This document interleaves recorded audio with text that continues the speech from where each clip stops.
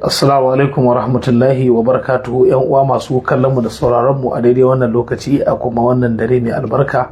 Gani tare da yan uwa mujahidai, ina fito da awa, ina za a da awa. Ko je na ga bidiyon ku kana ba wacce da ku. Gida yake faɗa Yace shi ma ya zama kamar kabiru mai kware ku. Na farko yanzu muna tare da Malam Adamu Ashaka da kuma shahararren malamin nan almajiri da Yusuf wato ainihin Yusuf Haruna baban Cinedu, wanda a yanzu dai suna daga cikin matasa a wannan ƙasa da Allah ya sanya ma da'awarsu albarka, kuma suna daga cikin waɗanda suka zama wa addinin Kiristanci barazana. Sannan suna buƙatar addu'o'in mu masu kallo da sauraro a koda yaushe. Muna roƙon Allah ya ƙara tsare su, ya ƙara tsare musu rayuwarsu da mutuncinsu da namu baki ɗaya.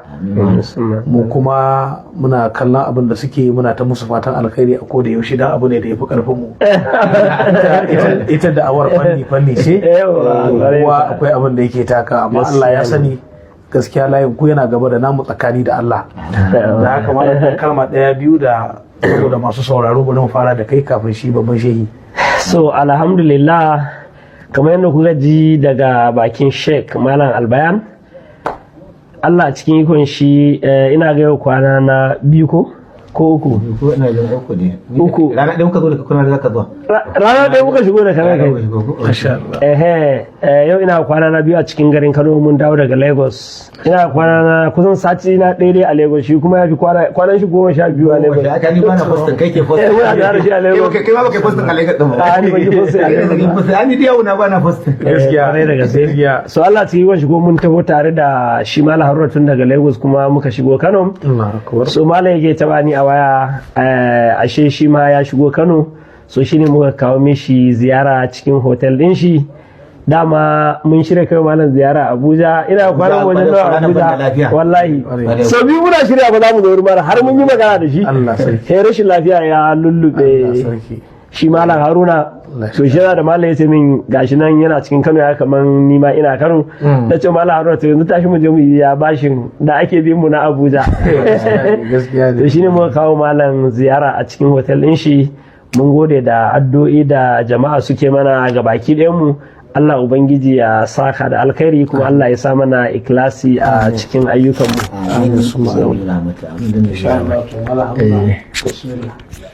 To alhamdulillah, kuma wallahi ina godiya wannan ziyara da muka kawo maka. Alhamdulillah, dama ni akwai ma list da ne musamman da nace zan buga da mu, wasu ya mu tsane suka sa ni gaba, kuma na dan tattara sai yanzu insha Allah dan zamu je ko da wannan satin zamu je wani gari, zamu je ka faɗi inda zamu je, zamu je ni na faɗi inda zamu je wani gari.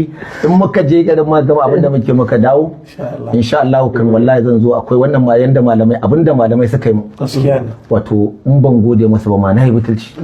Malamai suna ɗaya daga cikin su ne mutanen da suka nuna mun in tsaya akan wannan harka ta da'awa, wadda har na fahimci cewar to ita ce hanya wato madaidaici, hanya mai dorewa, wadda da ni na tafi kamar fattan ne in je in dawo in ci gaba da galabata, to kuma he malamai suka ce zo ka ci gaba, kuma ni da nake tsoron nake kamar za a ce dan me ka zo kake wannan, kai ba malami ba, sai malamai suka ce a'a, majority suka ce a zo a ci gaba da wannan abu, na mun daɗi, a bar kiɗe a zo a ci gaba da to wannan abu ya yi mun daɗi. Kuma dole ne zan samu lokaci in je in bi malaman nan guri-guri, wallahi. Wato ba wai zan yi abin nan ba, amma musamman Malam Asad Sunnan nan, shi fa kira na yi ran da na saki da awan nan, wallahi ina kan gadona, wallahi ya nemo lamba ta kira ni, na ɗauka, ya jaddada min, ya mun bayanai, kuma ya bani shawarwari, kuma har yau din da neman taɓa ganin shi.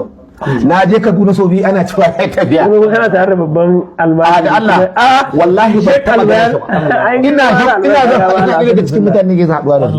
Wallahi akwai malamai da yawa da nan Kano da can Kaduna da sauran gurare. Wallahi akwai malamai da yawa da nake ta kokarin yadda za a je mu haɗu da su. Wallahi ina jin daɗi, kuma wato musamman in zo malami ya ɗauki kyautar littafi ya bani wannan abin da kama abin da shige mana jiya. Yawa ɗauki littafi a wani barista lokacin karatu ne yanzu karatu ne ke tai gaskiya ai ko shek da a gida muka same shi a library ai ba in shi kira ka kamar yadda malam ya mana jiya kwarai da gaske ai shi ba malam ne saboda a gida muka same wallahi tallahi ai amma shi kaga yanzu mun haɗu shi a hotel ne to wallahi muna godiya ko malamai ina kare muku godiya a bisa wannan wato bani goyon baya da aka yi na wannan ci gaba da da'awa a matsayin wanda ba malami ba aka ce in zo in shiga fagen aida ni wallahi wannan abu ina jin daɗi kuma ina malamai godiya a 100%. Allah ya saka da alkhairi. To malam Allah ya saka da alkhairi, ina yi muku fatan alkhairi da addu'a Allah ya ƙara tsare ku a wannan layi da ake kai na da'awa da mu baki daya kuma kamar yadda dan uwa malam Adamu Ashaka ya faɗa maka munan ɗalibai ne na malam Asadu da kake gani kuma ni babban ɗalibinsa ne ni ba duk kullum ba ma magana da shi ba ina sa ran ma na tashi kucewa inda sai na kuma tsayawa ta wajensa da haka insha Allah sakon ka zai je sannan kuma kamar yadda ka faɗa yana da kyau a samu lokaci insha Allah muka dawo da malam mu Ashaka ya riga ya san malam mu ma yana daga cikin wanda gaskiya ya train din mu akan wannan aiki malam ba zai taba wato ainihin nuna maka ba za ka iya ba gaskiya ne zai ta kara ma ƙwarin gwiwa bai taba gani na amma kullum goyon baya yake ta kwarai da gaske sabanin wasu malaman sai ga ana ganin baka kai ba ko ba za ka iya ba ko shawara malam zai baka gaskiya ne malam zai baka shawara ta hanyar da zaka fahimta kuma ka karbi shawara gaskiya ne yanzu ba zan manta ba akwai abubuwan da mutane da sun ban shawara akai amma da malam Asadu sun ne bani shawara ni da shi ka gane me nake nufi na fahimci shawaran shi kwarai da gaske fiye da shawaran da sauran su gabani to mutum ne malam yana sai baka shawara kan karatu ya ko sai ce kai jahili ne abu ka saboda ka je ka ƙara karatu da za ka fahimce amma da wanda zai ce maka kaza da kake nan inda za ka yi kaza zai taimaka maka wurin kaza wannan ku ga gane ba ka fahimta to ne za ka fahimta kwarai